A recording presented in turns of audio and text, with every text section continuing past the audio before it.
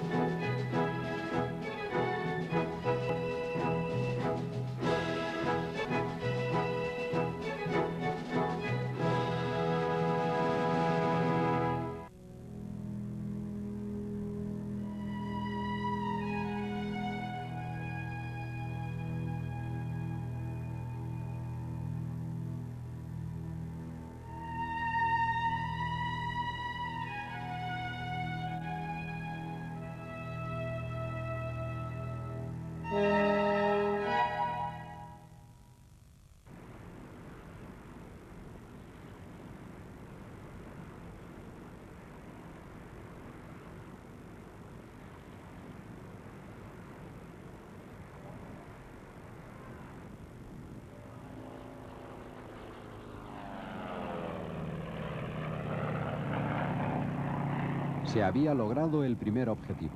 El Espíritu de San Luis, con su piloto solitario y sus 1.704 litros de combustible, estaba en el aire. Esquivó los cables de teléfono a solo 6 metros de distancia.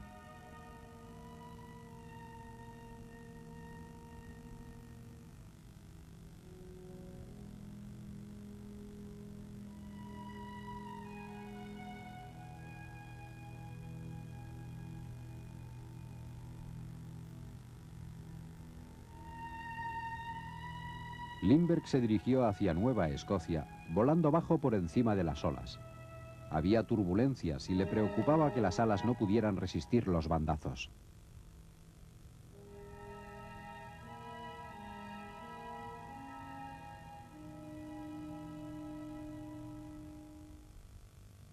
Cuando se hallaba sobre Nueva Escocia se encontró con una tormenta.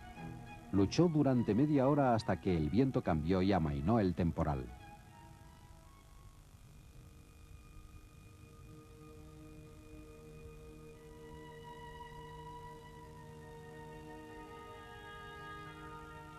En aquel momento ya se sentía agarrotado y cansado. Su falta de sueño la noche anterior le preocupaba. No llevaba radio, solo llevaba instrumental básico de navegación. Contaba con hacer cálculos a ojo, como el de la velocidad y dirección del viento, observando el movimiento de las olas. Le quedaban 4.800 kilómetros por recorrer y su objetivo era diminuto desde allí.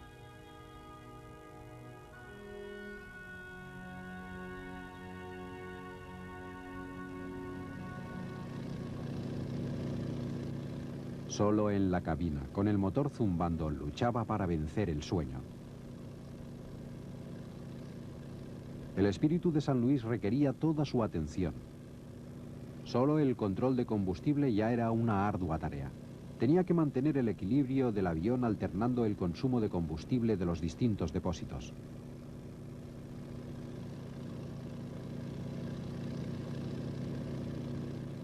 Tenía los ojos duros y secos como piedras. Si pudiera estirarme en una cama, me dormiría en un instante. Para mantenerse despierto, pateaba sobre el suelo de la cabina y flexionaba brazos y piernas. Lo peor de luchar contra el sueño es que cuanto más lo intentas, más refuerzas al enemigo, debilitando tu resistencia.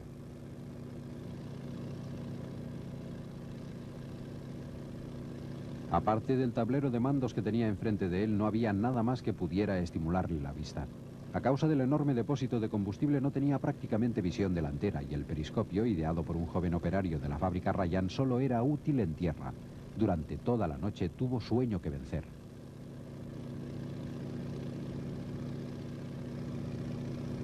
Cerré los párpados durante 5 segundos y los volví a levantar como si pesaran toneladas. Protestaban y no podía mantenerlos abiertos hasta que me ayudé con el pulgar y estiré los músculos de la frente para que no se cerraran.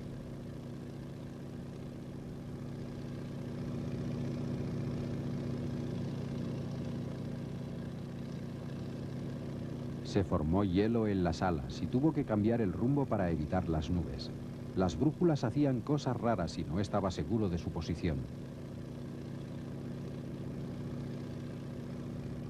Llegó el amanecer. Tenía ataques incontrolables de sueño. Este es el momento que más temía. Sé que esta es la mañana de la prueba peor, la tercera mañana sin dormir. La única alternativa es el fracaso y la muerte.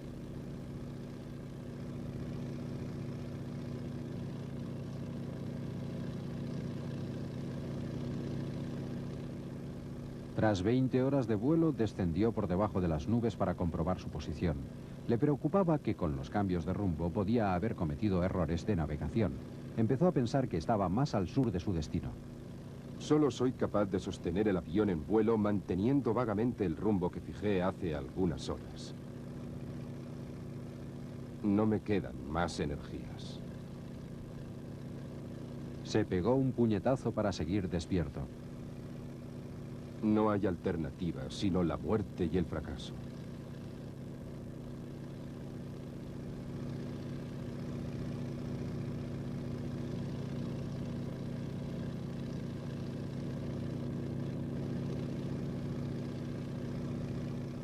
Poco a poco fue recuperando fuerzas.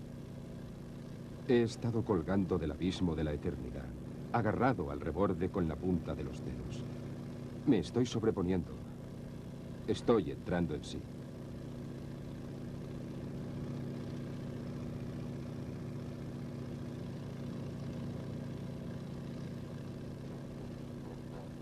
A las 28 horas creyó ver tierra, pero ya se había engañado previamente con un espejismo y no daba crédito a sus ojos.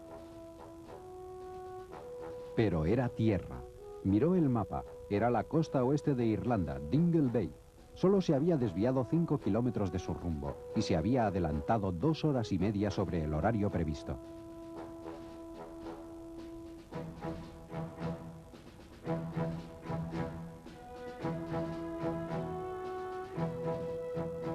En el aeropuerto de Le Bourget, en París, la gente empezó a reunirse, aunque todavía estaba lejos de allí. Es como la lluvia después de la sequía, la primavera después de un invierno del norte. He estado en la eternidad y he vuelto. Sé cómo se sentirían los muertos si resucitaran.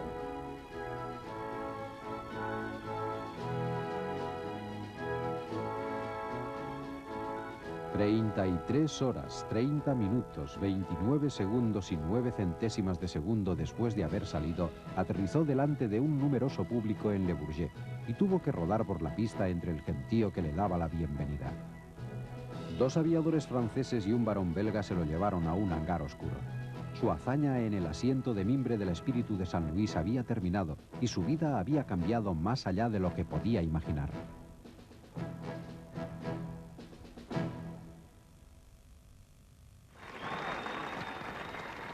A la mañana siguiente salió al balcón de la Embajada de Estados Unidos en París y aceptó el vitoreo de las masas. En los Estados Unidos la noticia había llegado a San Diego. Los obreros de la compañía Ryan desfilaron por la calle principal y la gente se unió para celebrarlo. Franklin Mahoney decidió viajar a París y Donald Hall, el delineante, paseó en solitario por la playa admirando el logro de Lindbergh.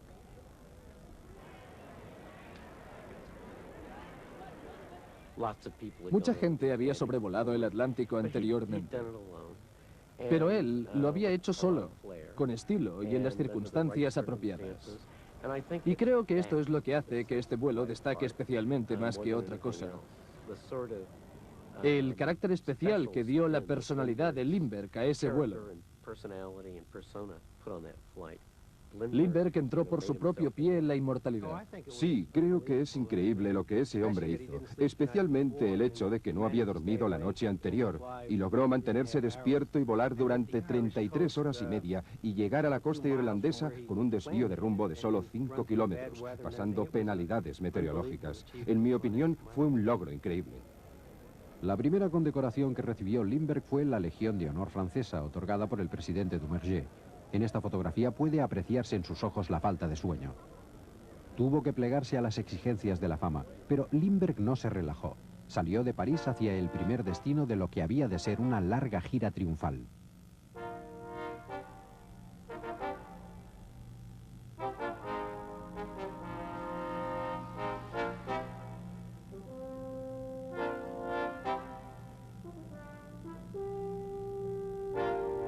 Aterrizó en Bruselas, en Bélgica, donde recibiría otra calurosa bienvenida. Se le hicieron los honores con toda la pompa.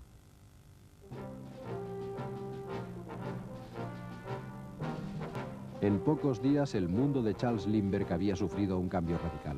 Pero él mantuvo su tranquilidad y su modestia, incluso frente a una masa vociferante de 150.000 personas y un tráfico aéreo descontrolado, como en la bienvenida que recibió en el aeropuerto de Croydon, en Inglaterra.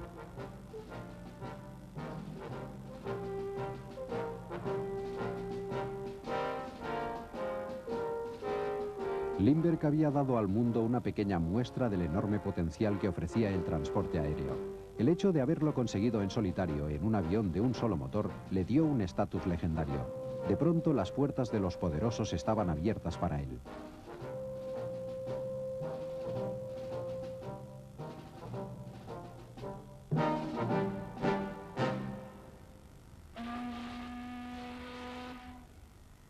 América envió un crucero, el Memphis, para recogerlo y llevarlo a casa.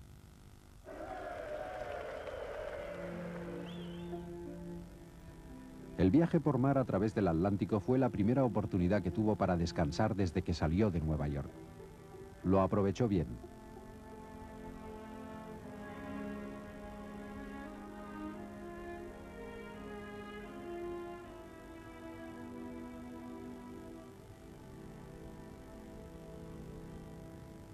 El Memphis se dirigió hacia Washington y en Chesapeake Bay había 2 dirigibles, 40 aviones y una flota de barcos de guerra para dar la bienvenida al héroe que volvía a la patria.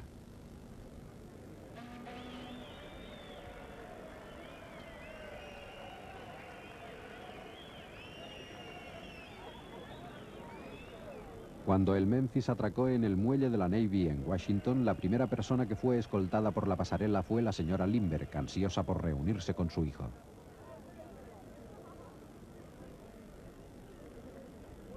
Lindbergh era consciente del poder que le había otorgado su vuelo exitoso.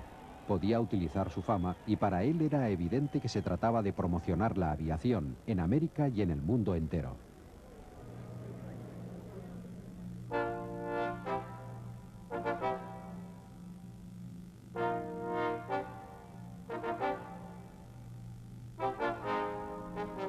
Comparado con los alborotos con que fue recibido en París y en Londres, el recibimiento en Washington fue comedido, pero no por ello menos entusiasta.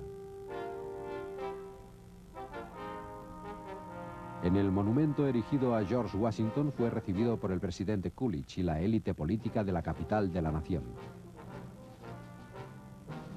El humilde piloto de correos había sido elevado a un rango de honor.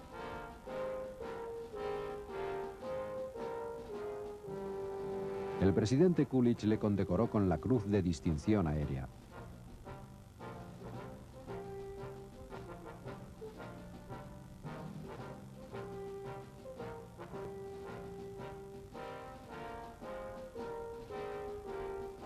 Para responder al honor que la nación le rendía, Lindbergh hizo un discurso que, como mínimo, emocionó hasta las lágrimas a una persona entre el público. Era un momento para enorgullecer a cualquier madre, y especialmente a una tan orgullosa de su hijo como lo era la señora Lindbergh.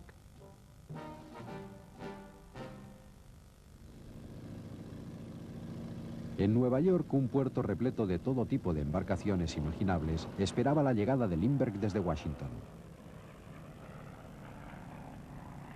Descendió entre las masas en un anfibio Lanning y se jugó la piel una vez más para llegar al Maycomb que transportaba el comité de recepción del alcalde. En aquel momento estuvo en peligro de ahogarse más que en todo su vuelo transatlántico.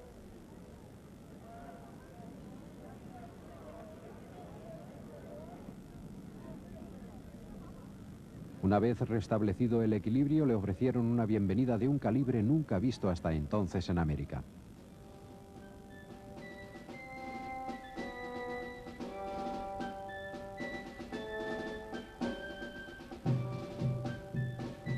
Había una tormenta de nieve de octavillas en Lower Broadway. Todo neoyorquino que pudo encontrar un hueco en la acera o un lugar junto a una ventana esperó que pasara Lindbergh para expresarle su alegría por la hazaña realizada.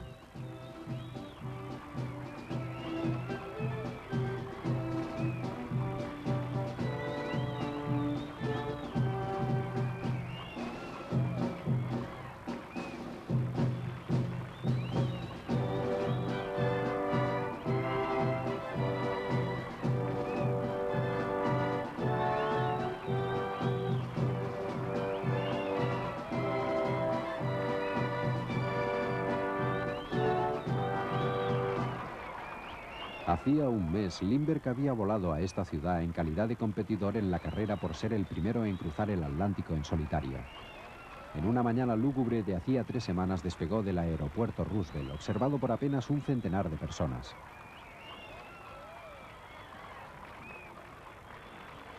Ahora Lindbergh había vuelto como el héroe conquistador. Aunque no se había apuntado a tiempo al premio Orteig a la carrera transatlántica, se lo dieron de todas formas. Ganó $25.000 y fue llevado triunfalmente hasta el Ayuntamiento de Nueva York y condecorado por el alcalde Walker con la medalla del valor de la ciudad.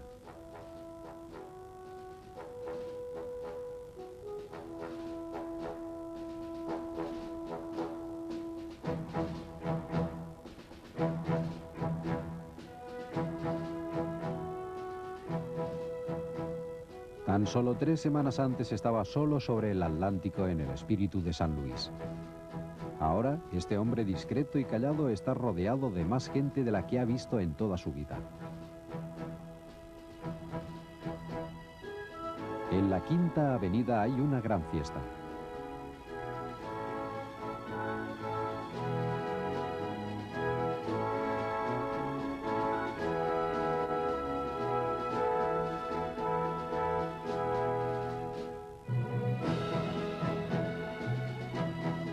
En Central Park, el gobernador Smith condecora a Lindbergh con la medalla del valor del Estado.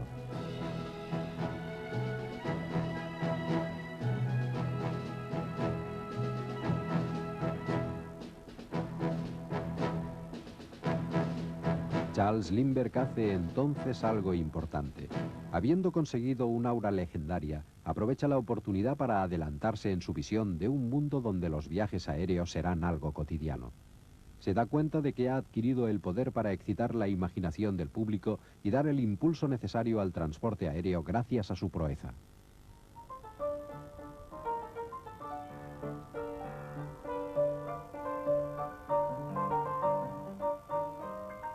Entonces, en julio de 1927, sale una vez más con el Espíritu de San Luis en un viaje en solitario mucho más largo que el cruce del Atlántico. Patrocinado por Harry Guggenheim, Lindbergh sale de Nueva York en el Espíritu de San Luis para sobrevolar América.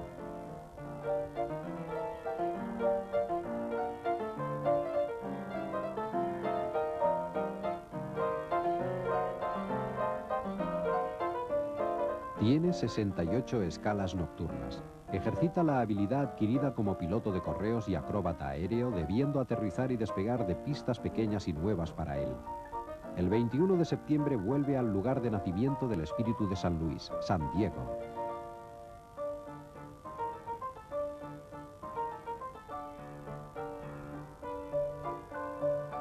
Cuando volvió a Nueva York había recorrido 43.000 kilómetros en 3 meses. Había cumplido con el calendario y no había sufrido ningún accidente. Este fue su segundo gran vuelo en 1927. Pero antes del fin de ese año, parte para un tercer viaje. Vuela sin escala a Ciudad de México en 27 horas y cuarto y vuela a voluntad por el Caribe. Pinta las banderas de los países que visita en el fuselaje del Espíritu de San Luis. Cuando vuelve a Washington, ofrece el avión a la institución Smithsonian.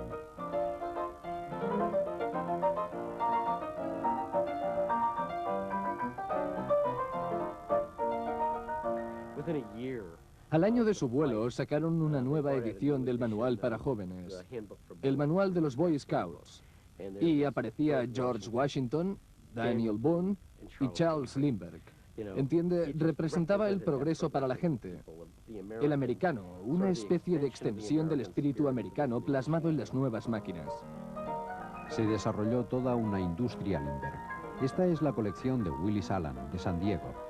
Da una idea de la variedad de los productos comercializados en relación a Lindbergh después de su hazaña. La gira americana de Lindbergh ayudó a reforzar la conciencia del público sobre el grado de seguridad y confianza que estaba adquiriendo el transporte aéreo, dejándolo de asociar simplemente con los acróbatas aéreos. Ya existía el Acta de Comercio Aéreo y el gobierno apoyaba la pujante industria aeronáutica. Ahora Lindbergh animaba a los ciudadanos americanos a interesarse más por la aviación. Sostenía que las redes ferroviarias y de carreteras ya no eran suficientes. Las ciudades con aeropuerto dejarían rezagadas a las que no lo tuvieran. El servicio de correo aéreo ya funcionaba. El siguiente paso serían los vuelos domésticos de pasajeros y finalmente los servicios aéreos transatlánticos se harían realidad.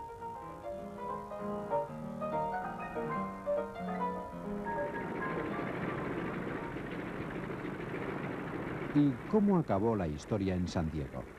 La empresa de Franklin Mahoney estaba tan desbordada por la demanda de aviones como el espíritu de San Luis que no podía satisfacerla toda. Hizo un intento de producir una versión utilitaria del espíritu de San Luis, el Brougham, a razón de 1 por día. Podía haber vendido 5 veces más. Pero Mahoney había estado siempre al borde de la quiebra con las líneas aéreas Ryan y no era un gran hombre de negocios.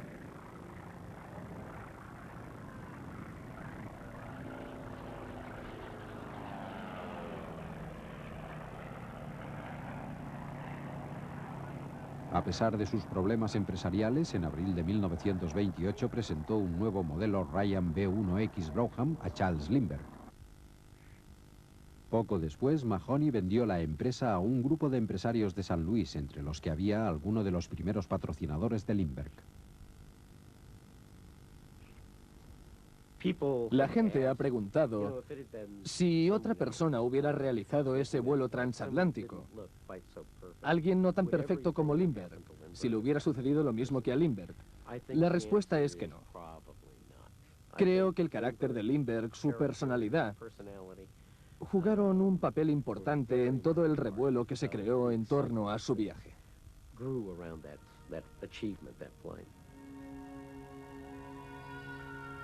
El espíritu de San Luis está colgado actualmente en la Galería de Hitos de la Aviación, en el Museo Nacional del Aire y del Espacio.